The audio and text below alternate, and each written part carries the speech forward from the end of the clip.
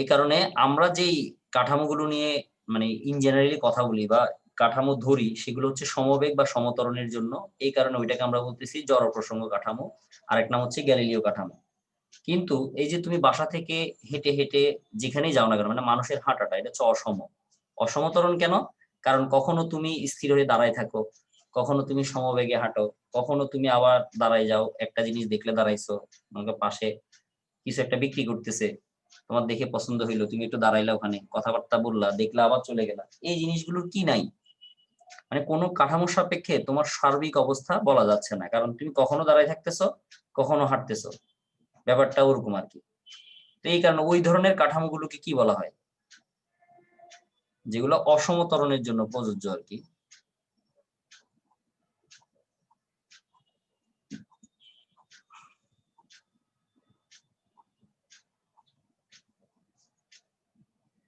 ওইগুলোকে বলা হয় কি?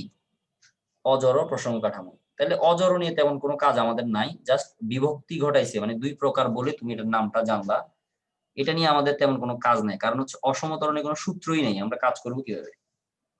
আমাদের যা আছে সব হচ্ছে সমবেগ এবং সমতরণের সূত্র। তার মানে গাড়ি, সাইকেল, রিক্সা এগুলো কি অসমতরণ? জ্যামের মধ্যে এদের বেগটা এমনিতে চললে তো সমবেগে চলে। যেমন রিক্সা যখন তোমাকে, তুমি যদি ফাঁকা রাস্তা থাকে রিক্সা, তাহলে সে সবসময় এক ধরনের স্পিডে তোমাকে নিয়ে যাবে, মানে সেটা তো আর থামবে না। কিন্তু যদি জ্যাম থাকে তখন কি হবে?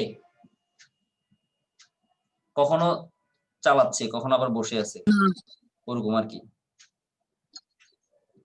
তাহলে সেটাকে তো অসমতরণ বলতে পারবো না। হ্যাঁ, জ্যামে হইলে আমরা অসমতরণ বলতে পারবো। তাহলে বুঝতে পারছো মোটামুটি নাকি? তাহলে আমাদের কাজই হচ্ছে কাকে নিয়ে? আমাদের কাজ হচ্ছে জড় প্রসঙ্গ কাঠামো নিয়ে, অজড় নিয়ে আমাদের কোনো কাজ নাই। আচ্ছা, তো এখন এই যে জড় অজড় আমরা যাই বলি না কেন, এই কাঠামো তো মোটামুটি আমরা সবাই মানে বুঝছি এতক্ষণ ধরে। এবার এই কাঠামোগুলো নিয়ে বিভিন্ন বিজ্ঞানী বিভিন্ন ধরনের কাজ করছে, তার ভিতরে আইনস্টাইনের সূত্রটা একটু মোটামুটি কি, আইনস্টাইনের যে আপেক্ষিকত্ব, এটা মোটামুটি আমাদের জন্য এখানে ইম্পর্টেন্ট। তাই ইম্পর্টেন্ট ছাড়াও আরো দুই একটা সূত্র আছে, তার ভিতরে একটা সূত্র আমি তোমাদের একটু বলি। এটার বিশাল বড় একটা প্রতিবেদন বইয়ের প্রথমে আছে, এটা আমাদের লাগবে না এত বড় প্রতিবেদন। এখানে তোমরা যে কাজটা করবে সেটা হচ্ছে পরীক্ষাটার নাম লিখি। বলা হয় মাইকেলসন একজন বিজ্ঞানীর নাম, এবং তার সাথে আরেকজন বিজ্ঞানী আছে, নাম হচ্ছে মোরলি। এটাকে বলা হয় মাইকেলসন ও মোরলির পরীক্ষা। মোরলি বলে, কোথাও মোরলে বলে।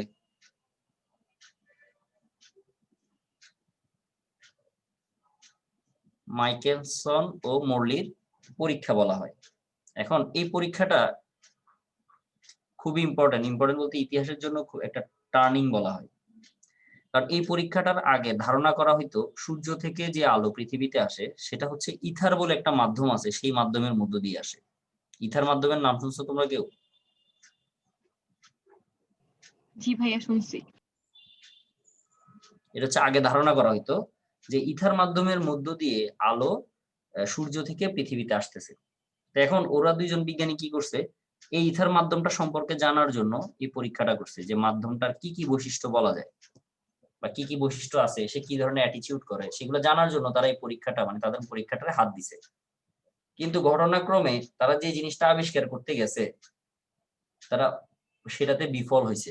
অর্থাৎ ইথার সম্পর্কে তারা কোনো কিছু জানতে পারে নাই। কিন্তু তারা একটা আবার সাকসেসফুল একটা জিনিস কাজ করে ফেলছে, মানে এটা হচ্ছে যে সে চায় নাই কিন্তু হয়ে গেছে। এরকম হয় না অনেক সময়? মানে তুমি একটা কাজ করতে গেছো, কাজটা না হয়ে উল্টা ভালো আর একটা কাজ হয়ে গেছে, যেটা তোমার মানে ধারণা ছিল না আর কি।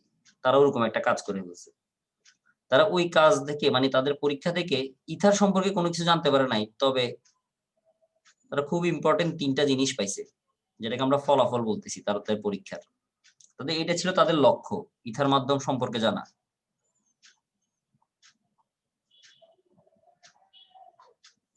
এটা ছিল তাদের লক্ষ্য। এই লক্ষ্যে তারা যেতে পারে নাই। তারা কি করছে, তারা তিনটা ফলাফল পাইছে।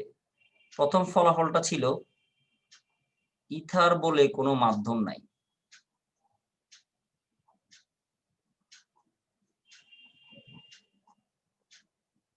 যেটা তাদের কি হয়েছে, উল্টে গেছে পুরো জিনিসটা। তারা যার সম্পর্কে জানতে গেছে গিয়ে দেখে সেই জিনিসটাই নেই, আর জানবে কিভাবে? এই কারণে এটাকে মানে পৃথিবীর সবচেয়ে মানে কি বলা হয় আনসাকসেসফুল বলা হয়। আবার অন্যভাবে যদি আমরা বলি সেটাকে পৃথিবীর সবচেয়ে সাকসেসফুল এক্সপেরিমেন্ট বলা হয়। মানে দুইটাই বলে, সাকসেসফুলও বলে আবার আনসাকসেসফুলও বলে। তার কারণ হচ্ছে যেটা আবিষ্কার করতে গেছে সেটা তো পায় নাই, কিন্তু খুবই ভালো একটা জিনিস তারা আবিষ্কার করেছে, সেটা হচ্ছে ইথার বলে কোনো মাধ্যম নাই। তার মানে ইথার যেই কথা, শূন্য মাধ্যমে কি কথা, একই কথা। এরপরে 2 নম্বরে পাইছে তারা যে গ্যালিলিও কাঠামো বলতে জড় কাঠামোতে আর কি, এটা সেও ওখানে পাইছে যে গ্যালিলিও বা জড় কাঠামোতে পদার্থবিজ্ঞানের সূত্রসমূহ কি থাকে, একই থাকে।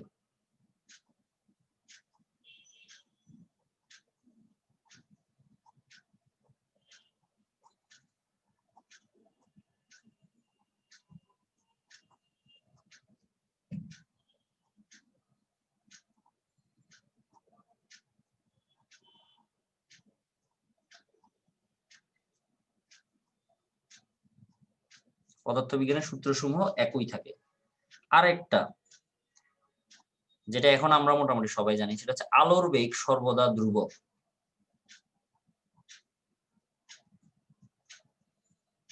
আলোর বেগ সর্বদা ধ্রুবক, যা উৎস, পর্যবেক্ষক বা মাধ্যমের আপেক্ষিক গতি। আপেক্ষিক গতি কি আমরা জানি?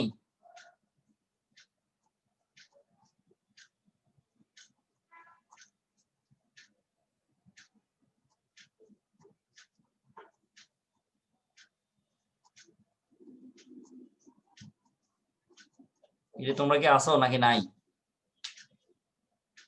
ভাইয়ার নাম শুনছি। কি নাম শুনছি? আপেক্ষিক গতি বুঝি নাম শুনছো? আপেক্ষিক গতি তো 9 টেনেই পড়ছো যে পৃথিবীতে সব গতি হচ্ছে এই যে আপেক্ষিক। একটা সাপেক্ষে আরেকটা, হ্যাঁ, একটা কিন্তু ভাইয়া কাঠামো হঠাৎ করে সাপেক্ষে মনে পড়ে নাই। আরেকটা বস্তু, একটা কাঠামো সাপেক্ষে বস্তু যখন গতিশীল থাকে, ওই ট্রেনের উদাহরণটা পড়ছো না? ট্রেনের ভিতরে 2 বন্ধু বসে আছে চলমান ট্রেনে, ট্রেন চলমান থাকলেও একজন বন্ধুর সাপেক্ষে জি আরেকজন স্যার ছিল। স্থির আছে। এই ব্যাপারটা আপেক্ষিক আর কি। ট্রেনে যারা আছে তাদের মধ্যে হচ্ছে যে আমরা সবাই স্থির, কিন্তু ট্রেনের বাইরে যারা আছে তাদের সাপেক্ষে আবার ট্রেন পুরোটা গতিশীল, ট্রেনের যাত্রীগুলোও গতিশীল। আপেক্ষিক ব্যাপার ওটা আর কি। মানে এক একজন সাপেক্ষে এক এক রকম, এটাকে আমরা বললাম আমরা আপেক্ষিক। আর গতি মানে এক একজনের সাপেক্ষে বেগ এক এক রকম। যেমন মনে করো একদিন একটু বাতাস টাতাস হচ্ছে, ছাদে গেছো একটু বাতাস খাওয়ার জন্য, যদি বাতাস যেদিকে প্রবাহিত হচ্ছে মানে অনুকূল যেটাকে বলি, বাতাস যেদিকে বয়ে যাচ্ছে, তুমি যদি ওইদিকে হাঁটো তোমার গায়ে বাতাস কম লাগবে, তোমার মনে হবে যে বাতাসের বেগ কম। যদি দাঁড়ায় থাকো তাহলে তোমার বাতাসের বেগটা প্রকৃত যে বেগ সেটাই মনে হবে। কিন্তু এবার যদি বাতাসের প্রতিকূলে যাও হাঁটো, তোমার কাছে বাতাস গায়ে বেশি লাগবে না? জি ভাইয়া, বিচের মতো। জি ভাইয়া। এই ব্যাপারটা কেমন তাহলে? এক একজন মানুষের কাছে এক এক রকম লাগতেছে না? যে দাঁড়ায় আছে তার কাছে বাতাসের বেগ একরকম, এবার যে অনুকূলে যাচ্ছে তার কাছে আরেক রকম, যে আবার প্রতিকূলে যাচ্ছে তার জন্য আরেক রকম। তাহলে বাতাসের বেগ কি চেঞ্জ হয়ে গেছে?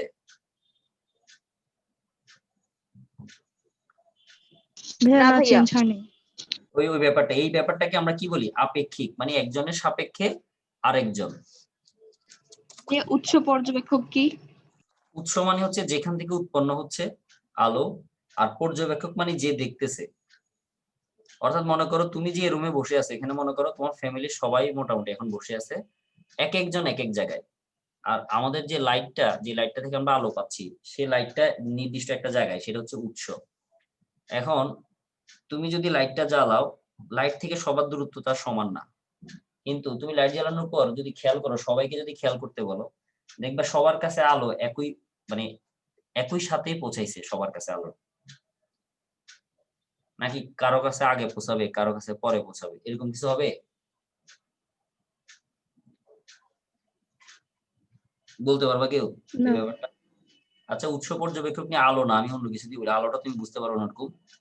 মনে করো ট্রেন স্টেশনে তো মোটামুটি সবাই গেছো, ট্রেন স্টেশনে দাঁড়ায় আছো, মনে করো তুমি স্টেশনে লাগবে না, মনে করো যে রেল লাইনের পাশে দাঁড়ায় আছো, ট্রেন একটা চলে যাচ্ছে, তো সে হর্ন দিতে দিতে তোমার সামনে থেকে দূরে চলে যাচ্ছে, তাহলে তোমার কাছে আওয়াজটা কেমন মনে হবে? মনে হবে যে আস্তে আস্তে ছোট হয়ে যাচ্ছে আওয়াজটা?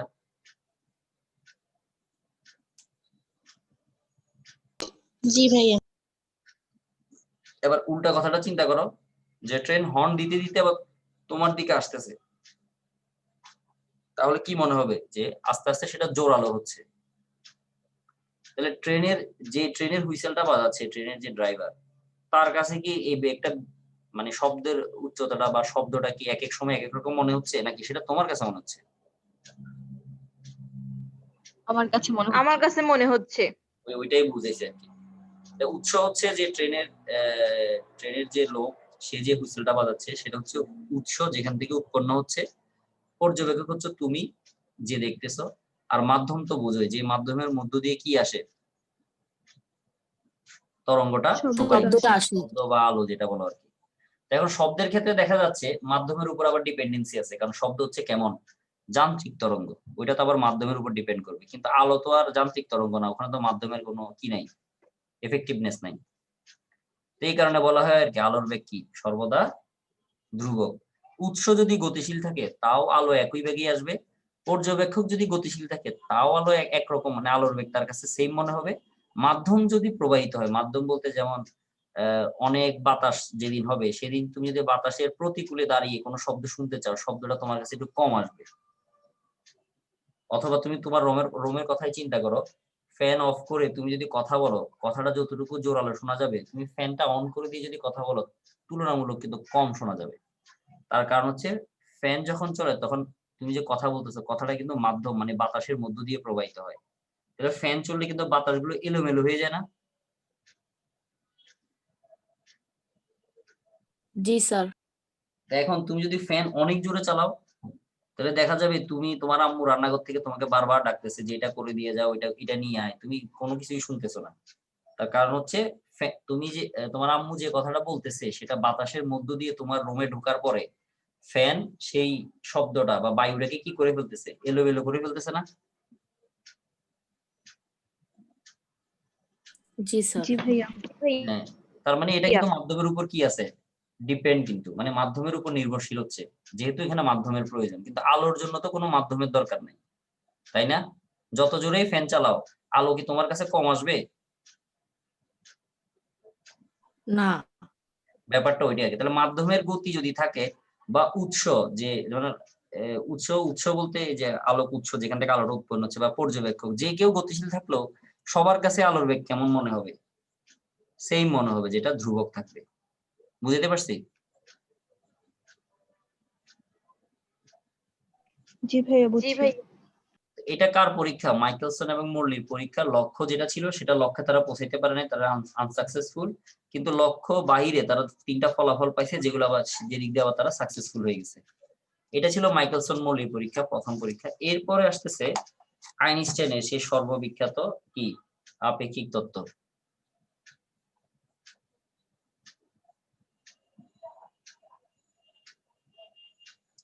যে জিনিসটা নিয়ে আমরা মোটামুটি এই চ্যাপ্টারটা স্টার্ট করবো আর কি।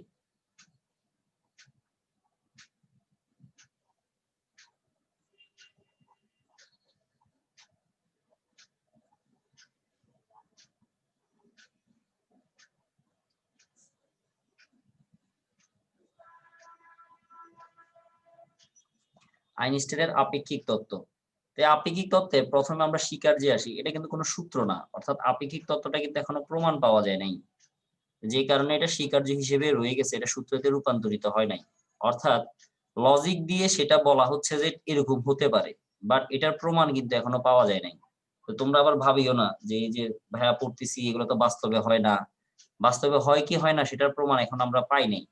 সুতরাং তুমি সাথে সাথে কোনো ডিসিশন এখানে দিতে পারবে না। বাট লজিক বলতে ম্যাথ দিয়ে বা লজিক খাটিয়ে আমরা মানে উনি দেখাইছে যে এই জিনিসগুলো সম্ভব, আমরা ওইটাই ভাইয়া বলবো। তাহলে এটা পরে কি হবে? জি, এতগুলো মাথায় ঢুকাবো কেমনে? এটাই তো নিয়ম, যে কোনো সূত্র তো যে কোনো বিজ্ঞানী যে কোনো কিছু বললে সেটা সাথে সাথেই তো সূত্র হয় না, টাইম লাগে না। দেখা যাচ্ছে কোনো বিজ্ঞানী মরে গেছে, স্বীকার্য দিয়ে সে মরে গেছে, তার স্বীকার্যটা যখন প্রমাণিত হয়েছে তখন সেটাকে সূত্র বলা হচ্ছে। সে তো জীবনে বেঁচে থাকতে তো তার এটাকে সূত্র বলে দাবি করতে পারে নাই। আইনস্টাইনের ম্যাক্সিমাম পরীক্ষায় হচ্ছে তোমার ক্যালকুলেশন ভিত্তিক, মানে উনি প্রমাণ করে যেতে পারে না। যেমন ইকুয়াল টু এমসি স্কোয়ার, যেটা দিয়ে পারমাণবিক বোমা বানানো হয়, এই সূত্রটা উনি দিয়ে গেছে কিন্তু উনি তো মানে প্রমাণ করে যেতে পারে নাই। মানে উনি করে নাই, প্রমাণ করছে জার্মান বিজ্ঞানী। জার্মান বিজ্ঞানী জিনিসটা প্রমাণ করে দিয়েছে যে ইকুয়াল টু ডেল এমসি, মানে ডেল এম অথবা এমসি স্কোয়ার আর কি। তো ব্যাপারগুলো আইনস্টাইনের ম্যাক্সিমাম পরীক্ষা হচ্ছে তোমার তত্ত্ব ভিত্তিক আর কি, এবং ম্যাক্সিমামই সঠিক তত্ত্বগুলো। তাহলে আমরা এখানে যেটা জানতেছি সেটা হচ্ছে স্বীকার্য, এগুলো এখন প্রমাণ পাওয়া যায় নাই। প্রথম স্বীকার্যটা আমরা একটু দেখি, অলরেডি আমরা পড়ে ফেলছি প্রথম স্বীকার্য। কি লিখলাম এটা, স্বীকার্য আমি মদিনা সদি বলছি। প্রথম স্বীকার্যটা হচ্ছে ওখানে আমরা যেরকম দ্বিতীয় যেটা বলছি কিছুক্ষণ আগে, মাইকেলসন মৌলির ফলাফল, যে গ্যালিলিও কাঠামোতে কি থাকে, পদার্থবিজ্ঞানের সূত্রসমূহ একই থাকে। এখানে হয়তোবা একই জায়গায় অভিন্ন কথাটা ইউজ করছে। তাহলে আমরা এখানে মনে করো জড় কাঠামো বললাম, জড় কাঠামোতে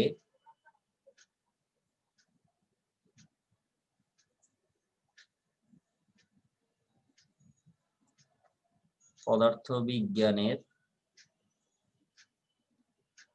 সূত্রসমূহ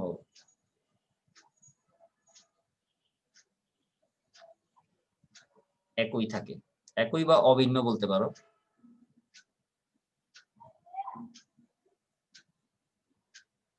এটা হচ্ছে প্রথম স্বীকার্য, এটা অলরেডি আমরা মাইকেলসন মৌলি থেকে জানছি। এবার আসে দ্বিতীয় স্বীকার্য, এটাও আমরা জানি।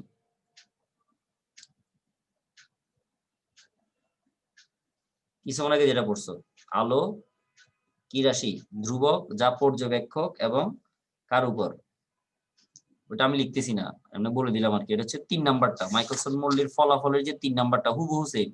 আলোর বেগ সর্বদা ধ্রুবক যা উৎস, পর্যবেক্ষক বা মাধ্যমের গতির উপর কি নয়, নির্ভরশীল নয়। ঠিক আছে, এই দুইটা উনি দিছে, স্বীকার্য দিছে। কিন্তু এই স্বীকার্যগুলো দিয়ে এখানে শেষ হয় নাই সবকিছু, তার তত্ত্বের যাত্রা আরম্ভ হয়েছে এখান থেকে মাত্র, আপেক্ষিক তত্ত্বের। প্রথমে আমরা আপেক্ষিক তত্ত্বটা সহজভাবে বুঝে নিই আজকে, আগামী ক্লাসে হয়তো আমরা সেটা ইকুয়েশন দিয়ে অথবা যেভাবে পারি সেভাবে বুঝবো। এমনি আজকে আমরা হালকা একটু বুঝে নিই। আপেক্ষিক বলতে বোঝাচ্ছে, তার যে উদাহরণটা সে বিভিন্ন সেমিনারে গিয়ে দিত, সেটা হচ্ছে সে বলতো সবসময় যে আমি, মানে ওনাকে দিয়ে সবসময় বলতো যে আমি যদি একই মানুষ, আমি যদি 5 মিনিট একটা উত্তপ্ত কোনো জায়গা, মানে যেমন বলছে যে বন ফায়ার জ্বালায় না, আগুনের পাশে যদি আমি 5 মিনিট বসে থাকি, আমার কাছে 5টা মিনিট অনেক দীর্ঘ দীর্ঘ মনে হবে, মনে হবে যে অনেক সময় চলে যাচ্ছে কিন্তু 5 মিনিট হচ্ছে না। কিন্তু একই কাজ যদি আমি বাসায়, মানে আমার ফ্যামিলির সাথে কাটাই, তাহলে দেখা যাবে সেই সময়টা খুব দ্রুত ফুরিয়ে যাচ্ছে। এর মানে কি, এর মানে হচ্ছে সুখের সময় যেটা আমরা বলি আর কি, সুখের সময় খুব দ্রুত চলে যায়, দুঃখের সময় অনেক লং লাস্টিং হয়। ব্যাপারগুলো একটা এরকম, মানে কোনোটা আসলে লং লাস্টিং না, সবগুলো সমান। যেমন পরীক্ষার হলের কথাই তুমি চিন্তা করো, তোমরা সবাই স্টুডেন্ট, সবাই একই বই দেওয়া হয়েছে, খাতা কলম সবই সেম মনে করো, কিন্তু তারপরেও পরীক্ষার হলে গিয়ে দেখা যায় কেউ পারে কেউ পারে না। তো যে পারে না, তো কিছু রুলস থাকে যে 1 ঘন্টার ভিতরে কাউকে বাইরে যেতে দেওয়া হবে না। দেখা যাচ্ছে সে, তার 1 ঘন্টা শেষই হচ্ছে না, সে বসে আছে বসে আছে, সে বলতেছে তার কাছে মনে হইতেছে ওই 1টা ঘন্টা প্রায় 3 ঘন্টার সমান। আর যে পারতেছে, লিখতে পারতেছে, সে উল্টা স্যারকে বা স্যার আর 5টা মিনিট টাইম দেন, সে বেরোয় বলবে সময় অনেক কম দিছে, সময় আর একটু বেশি পাইলে আমি সবগুলো অ্যান্সার করে আসতে পারতাম। এই ব্যাপার দুটো কি আপেক্ষিক না? সময় কিন্তু সবার জন্যই 3 ঘন্টাই দেওয়া হয়েছে, কিন্তু কারো কাছে মনে হচ্ছে 1 ঘন্টা সমান 3 ঘন্টা, আর কারো কাছে মনে হচ্ছে 3 ঘন্টা সমান 1 ঘন্টা। এটা ফিল করছো না তোমরা সবাই মোটামুটি? জি স্যার। জি এই জিনিসটাকে কি বলা হয়? আপেক্ষিক বলা হয়। এই ব্যাপারটা সম্পূর্ণটাই হচ্ছে আপেক্ষিক একটা ব্যাপার। ক্লিয়ার? কথা বুঝতে পারছি? হ্যাঁ। এই আপেক্ষিকতা নিয়ে সে বলছে আর কি, যে পৃথিবীতে 3 ধরনের আপেক্ষিকতা ঘটে থাকে। মানে এটা অবশ্য সে বলে নাই, এটা প্রথমে নেক্সট ক্লাসে করাবো আর কি আমরা। যে আমরা দেখাবো প্রথমে গ্যালিলিও যে জড় কাঠামো যে মানে প্রবর্তন করছে, বিজ্ঞানী গ্যালিলিও প্রথমে তার একটা রূপান্তর দিছিল। রূপান্তর বলতে সে একটা ধারণা দিছিল কাঠামোর সম্পর্কে, সেই ধারণাটা ভুল ছিল কোনো একটা কারণে, তার ওই ভুলটা সংশোধন করছে এরপরে একজন বিজ্ঞানী, নাম হচ্ছে লরেন্জ। সে এসে তার ধারণাটাকে হালকা একটু মডিফাই করছে, মডিফাই করে সেটার উপযুক্ততা প্রমাণ করছে। ওই কাঠামোর সাহায্যে আইনস্টাইনের আপেক্ষিক তত্ত্বগুলো কি করা সম্ভব হয়েছে, সলভ করা সম্ভব হয়েছে। আপেক্ষিক তত্ত্বগুলো যে আসলে হতে পারে ম্যাথমেটিক্যালি সেগুলো দেখানো হয়েছে। তো ওই জিনিসগুলো হয়তো আমরা নেক্সট ক্লাসে দেখবো, এমনি বলবো আর কি। মানে অনেক প্রতিপাদন আছে, তো সবগুলো প্রতিপাদন হয়তো আমরা করব না। আমরা কি করব, আমরা মোটামুটি একটা ধারণা নিব আর সূত্রগুলো সম্পর্কে জানবো আর কি, জেনে এরপর আমরা ম্যাথে চলে যাব। অনেক বড় বড় কয়েকটা প্রতিপাদন আছে, প্রতিপাদনগুলো আমাদের লাগবে না। যেমন লরেন্সের সাহায্যে আপেক্ষিক তত্ত্বের সূত্রগুলো কিভাবে আসছে, এখানে একটা প্রতিপাদন আছে, এগুলো আমাদের ওরকম লাগবে না, আমরা ওদিকে যাবো না। ঠিক আছে, বুঝা গেছে? যেটা বলতেছিলাম আমরা, তাহলে কি হইলো এখানে, কি জানতে চাওয়া হয়েছে আমাদের কাছে?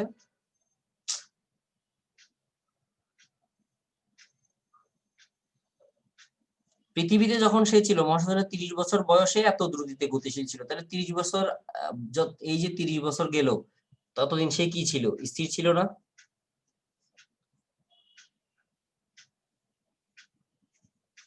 তিরিশ বছর ধরে সে স্থির অবস্থায় অর্থাৎ পৃথিবীতে ছিল। এরপরে বলা জি হয়েছে ভাইয়া। একটা বেগে গেছে, তার বেগের মান হচ্ছে 2.4 ইন্টু 10⁸ ms ইনভার্স 1। এত বেগে সে গতিশীল মহাশূন্য যানে মহাশূন্যের মধ্যে গেলে, এবার যে পৃথিবীর হিসেবে সে 50 বছর পর ফিরে আসছে। তার মানে আগে যাওয়ার আগে তার বয়স ছিল 30। এবার পৃথিবীতে আমরা যারা আছি তারা হিসেব করে দেখছি সে আরো 50 বছর অতিক্রম করছে আমাদের হিসেব, সব স্থির হিসেবে। তাহলে তার টোটাল বয়স কত হয়েছে? 80 না? 80 হওয়ার কথা না? হ্যাঁ, জি ভাইয়া। জি ভাইয়া। তার টোটাল বয়স 80 হওয়ার কথা, কিন্তু সে বলতেছে না তার বয়স 80 হয় নাই। সে বলতেছে পৃথিবীতে যখন ছিল তার বয়স তো 30 ছিল, এটা তো অস্বীকার করার কিছু নাই, এই বয়সে সে চলে গেল। তাহলে সে পৃথিবীর হিসেবে 50 বছর ধরে সে গতিশীল ছিল। ব্যাপারটা এমন না? পৃথিবীতে আমরা যারা জি আছি ভাই। আমরা তারা হিসেব করছি জি ভাইয়া। এই 50 বছর ধরে সে এই বিভাগে গতিশীল ছিল। তাহলে সে তখন অপোজ করবে, বলে যে না আমি এত বছর ধরে গতিশীল ছিলাম না। তাহলে সে নিজস্ব একটা সময় আছে তার, তাহলে তার নিজস্ব সময়কে আমরা প্রকাশ করি কি দ্বারা? টি নট দ্বারা। আর আমরা যারা পৃথিবীতে আছি তাদের সময়কে প্রকাশ করি কি দ্বারা? টি দ্বারা।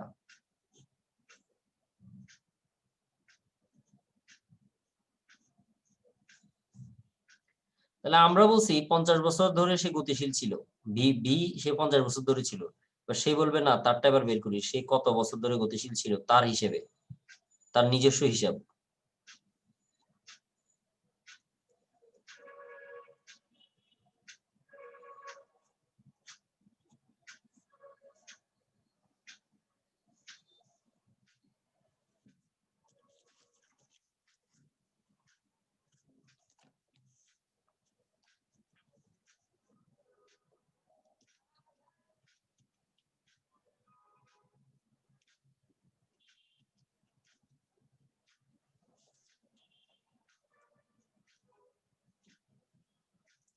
ফিফটি, ওই অংশটুকুর মান আসে 0.6, তাহলে 50 ইন্টু হবে 30।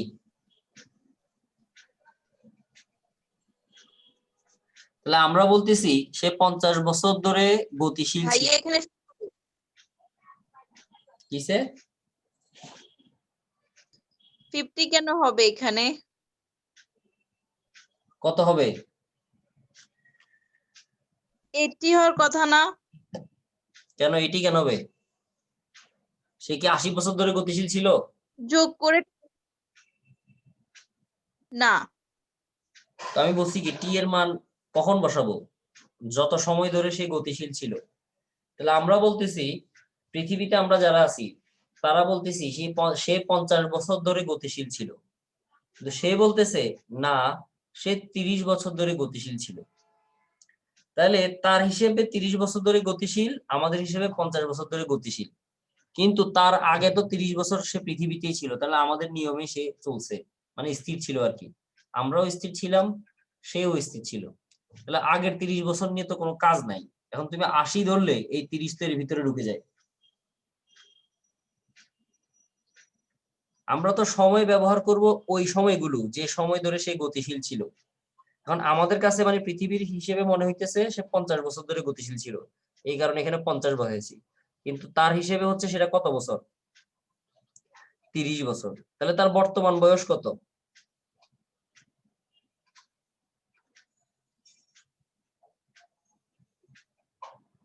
তার বর্তমান বয়স কত? সে গতিশীল হওয়ার আগে তার বয়স কিন্তু একটা ছিল, সেটা কত? 30 বছর। এই যে আগে, পরে সে 30 বছর ধরে ঘুরে আসছে, এগুলো হচ্ছে তার হিসাব। তাহলে তার বয়স কত হয়েছে? 60 বছর। কিন্তু আমরা বলছি তার বয়স হওয়ার কথা কত ছিল? 80 বছর। তাহলে এটা কেন ডিফারেন্স তৈরি হয়েছে? কারণ সে আলোর বেগের কাছাকাছি বেগ নিয়ে গতিশীল ছিল। বুঝতে পারছো কিনা সবাই? জি ভাইয়া বুঝছি। এই অঙ্কগুলো এভাবেই করতে হবে, যত বেগ যতদিন ধরে গতিশীল ছিল এরকম আর কি। তাহলে এবার 2 নাম্বারটা তোমরা নিজেরা করো তো। প্রশ্নটা আমি পড়তেছি, দেখো। 50 মিনিটে শেষ করার জন্য একজন শিক্ষক তার ঘড়ি দেখে কোনো এক ছাত্রকে একটি কাজ করতে দিলেন। তার মানে হাতে আছে সব 50 মিনিট। তখন ছাত্র এবং শিক্ষক এত আপেক্ষিক বেগে গতিশীল আছে নাকি? প্রশ্নটা এরকম না?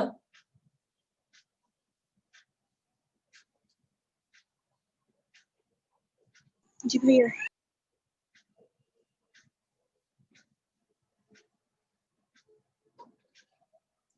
বলছে যখন শিক্ষক সময় শেষ হওয়ার সংকেত দিলেন তখন ছাত্রের নিকট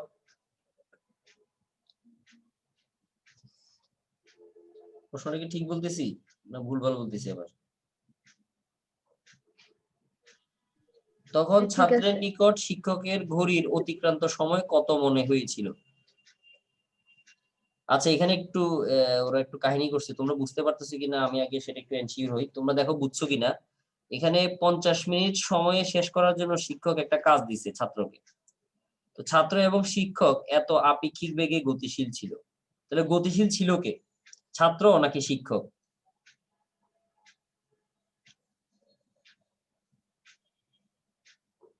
ছাত্র। হ্যাঁ, ছাত্র ছাত্র ছিল। ছাত্র। হ্যাঁ হ্যাঁ, ছাত্র, ঠিক আছে। ছাত্র এত বেগে গতিশীল ছিল। তো এখন শিক্ষক যখন কি করছে?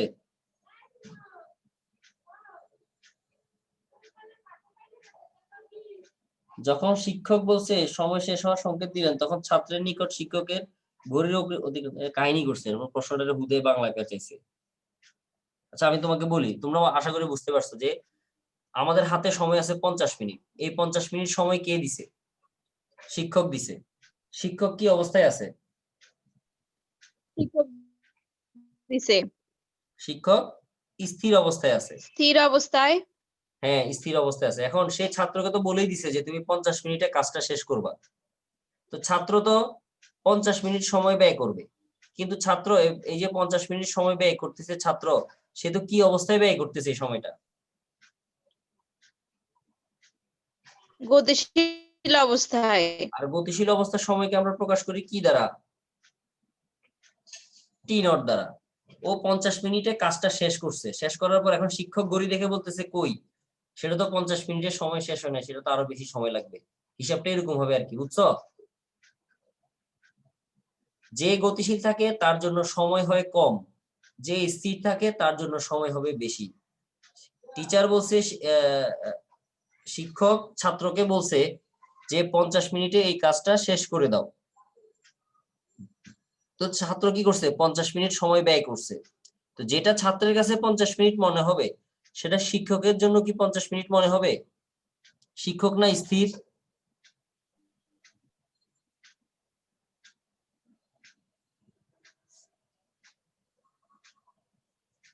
তোমরা কি বুঝতে পারতেছো না গোলমেলে লাগতেছে? ভাই একটু সমস্যা হচ্ছে। সমস্যা হলে বলো না। প্রশ্নটা এটা বাংলা কথাটা একটু ঝামেলা, আমি এই কারণে তোমাকে সহজে বললাম আর কি। শিক্ষক বলছে 50 মিনিটে কাজটা করে দাও। কি বলে, ছাত্র কি করছে? 50 মিনিট ধরে কাজটা করছে, 50 মিনিট ধরে করছে। তো যে ছাত্র 50 মিনিট ধরে কাজ করছে সে তো গতিশীল অবস্থায় আছে, তাহলে তার সময় হচ্ছে গতিশীল অবস্থায় 50 মিনিট। তাহলে স্থির অবস্থার জন্য সেটা আরো বেশি হবে না, যেরকম পৃথিবীতে 80 বছর চলে যেত, ওর মনে হচ্ছে 60 বছর, এরকম আর কি। জি ভাইয়া।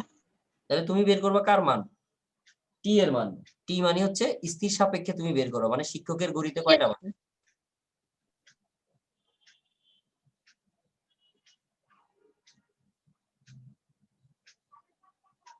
দেখো অ্যান্সারের সাথে মিলে কিনা, 52.9 মিনিট আসে কিনা। তুমি সূত্রে বসাও, এই যে সূত্র দেওয়া আছে, সূত্রে বসে তুমি টি এর মানটা বের করো। হ্যাঁ, নিশ্চল মানি স্থির বোঝায়। তো প্রশ্নটা একটু খেয়াল করো, কোন কাল্পনিক ট্রেন কত দ্রুতিতে চললে এর চলমান দৈর্ঘ্য নিশ্চল দৈর্ঘ্যের 1/3 হবে। এখানে তোমাকে প্রথমে বেগের মান বের করতে বলছে, এটা বুঝতে পারছো, এবং বলছে চলমান দৈর্ঘ্য। চলমান দৈর্ঘ্যকে প্রকাশ করি কি দ্বারা?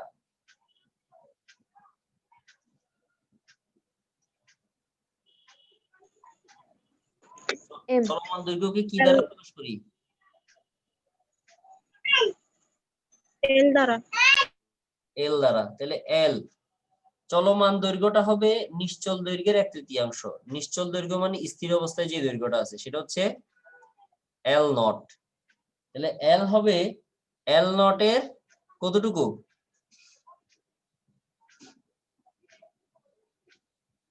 1/3। 3/1। তো এটা আমাদেরকে দেওয়া আছে, মানে প্রশ্ন অনুযায়ী আমরা এটা বুঝতে পারছি। তারপরে বেগের মানটা আমাদেরকে বের করতে বলেছে। তাহলে আমরা এল এর একটা সূত্র অলরেডি জানি, যে L equal to L nought root over 1 minus V by C whole square. এখান থেকে আমাদেরকে ভি এর মানটা অ্যাকচুয়ালি বের করতে বলা হয়েছে।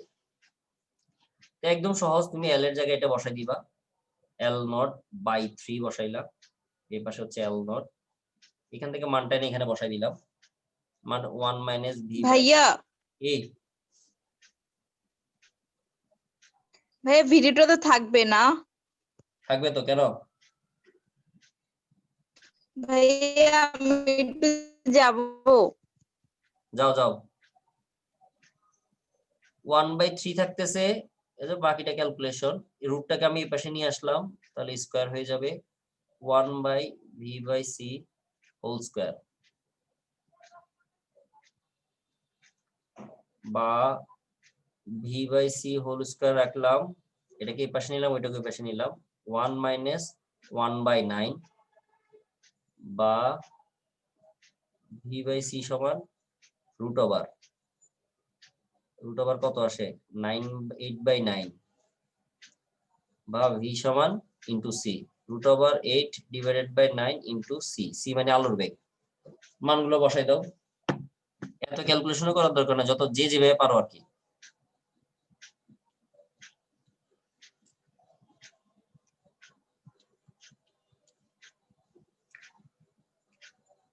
(2.828 into 10⁶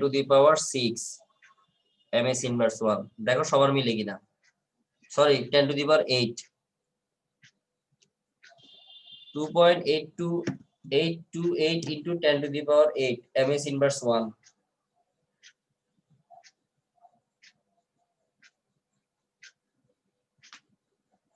এত বেগে চললে আমাদের কাছে এমন মনে হবে।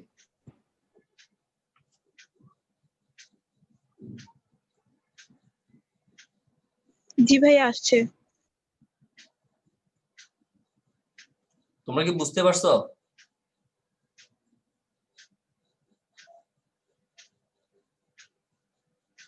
জি ভাইয়া বুঝছি। তাহলে বুঝলে এবার 5 নাম্বারটা করো। 5 নাম্বার, 4 নাম্বার বাসার কাজ থাকবে, 5 নাম্বারটা করো।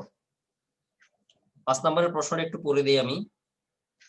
তোমার বন্ধু একটি অতি দ্রুত গতিসম্পন্ন গাড়িতে 0.76 সি, এটা মানে বোঝো 0.76 সি। এখানে সি মানে হচ্ছে আলোর বেগ, অর্থাৎ 3 × 10⁸, সেটা বোঝানো হচ্ছে। মানে 0.76 এর সাথে তুমি আলোর বেগ গুণ করলে তুমি তোমার গতি মানে বেগ পাবা, ভি এর মান পাবা। গাড়িটি 5.8 লম্বা বলে তোমার কাছে মনে হলো। তার মানে এবার প্রশ্ন বলছে গাড়িটির প্রকৃত দৈর্ঘ্য কত হবে, এবং তোমার ঘড়িতে 20 সেকেন্ড সময় অতিবাহিত হলে তোমার বন্ধুর ঘড়িতে অতিবাহিত সময় কত হবে?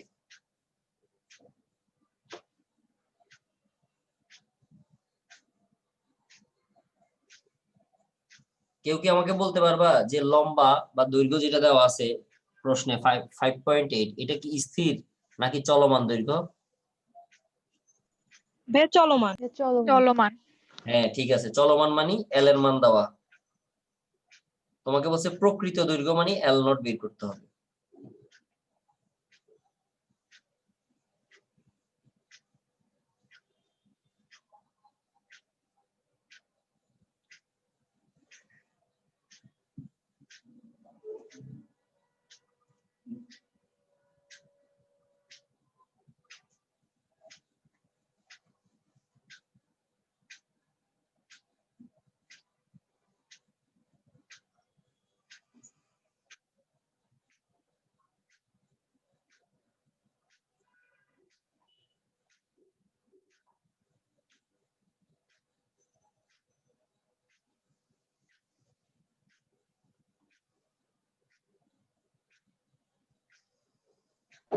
ভাইয়া প্রথমটা 3.769 আসছে।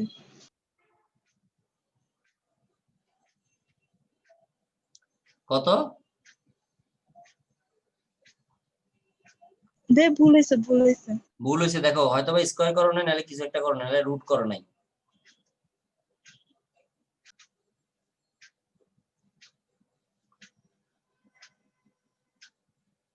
সিস্টেম বুঝতে পারছো তাহলে? জি ভাইয়া। এখন তোমাকে একটু কষ্ট করে মনে রাখতে হবে যে কোনটা পৃথিবীর সাপেক্ষে আর কোনটা গতিশীল সাপেক্ষে। খালি টি এর জন্য হচ্ছে উল্টা, আর না হলে এম নট এল নট দুইটাই হচ্ছে স্থির সাপেক্ষে, বাট টি এর জন্য টি নট হয় না, তখন হয়ে যায় টি। ঠিক আছে? জি ভাইয়া। জি ভাইয়া। তো ঠিক আছে, এতটুকু পর্যন্ত থাকবে। নেক্সট দিনও আমরা এটার ম্যাথ করব, মানে নেক্সট দিন শুধু ম্যাথই করব এই বিষয়ক। আর একটু মনে করাই দিও যে ভাইয়া ঘনত্বের একটা সূত্র দেখাবেন বলছেন, ঘনত্বের সূত্রটা দেখাবো বলছি বলে মনে করাই দিও। ঠিক আছে? জি। জি ভাইয়া। ঠিক আছে, আল্লাহ হাফেজ আজকের মতো। ভাইয়া আসসালামু আলাইকুম।